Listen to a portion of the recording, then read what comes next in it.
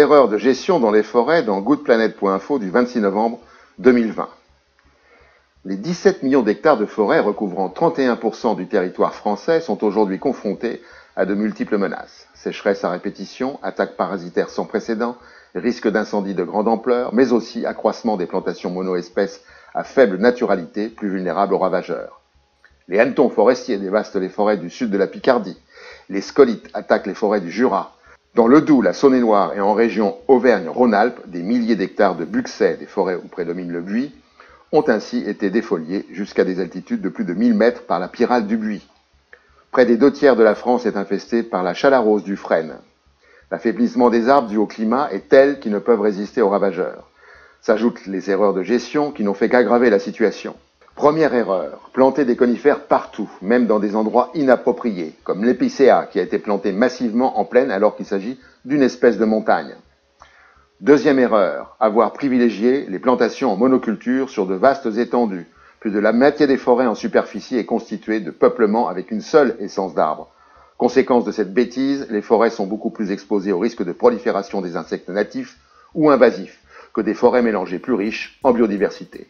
Il semble que les mauvaises habitudes aient la vie dure et que les leçons ne seront comprises que quand la situation sera irréversible. Autant dire, trop tard. Chênes, hêtres, sapins, épicéas en danger dans la jaune et la rouge.com du septembre 2020. Si la température du globe se réchauffe de 2,5 degrés d'ici 2100, scénario optimiste, l'air favorable aux espèces méditerranéennes passerait de 9% du territoire actuellement à 28% en 2100 et celle des espèces du sud-ouest de 17% à 46%. Parallèlement, les zones correspondant aux essences continentales du nord-est seraient réduites et celles favorables aux espèces de montagne seraient ramenées de 16% à 6% du territoire. Les aires bioclimatiques actuelles devraient progresser vers le nord de l'ordre de 500 km en un siècle, soit à une vitesse 10 fois plus rapide que la capacité propre de migration de la plupart des essences forestières. Certaines espèces auront peu de chances de se maintenir dans les zones devenues inhospitalières et n'auront pas non plus le temps d'occuper d'elles-mêmes les nouvelles aires favorables. De grandes essences forestières françaises comme le chêne pédonculé, le hêtre, le sapin et l'épicéa, 5 millions d'hectares à L4, soit un tiers de la forêt française, sont en danger.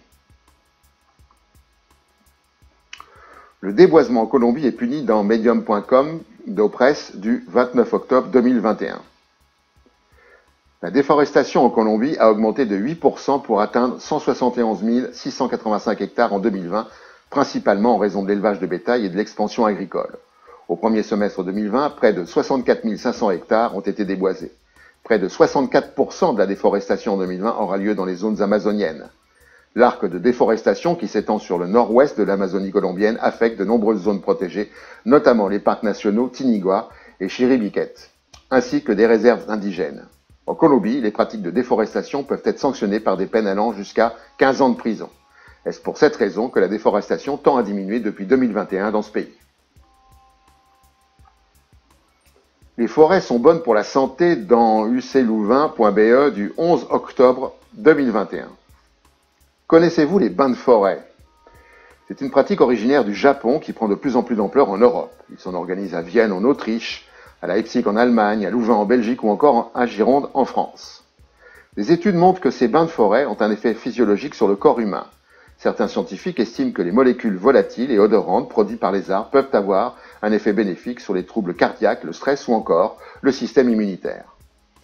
Il convient donc de préférer une balade en forêt à une visite à la pharmacie. Pour finir, la connerie sylvestre du mois. À la prochaine fois.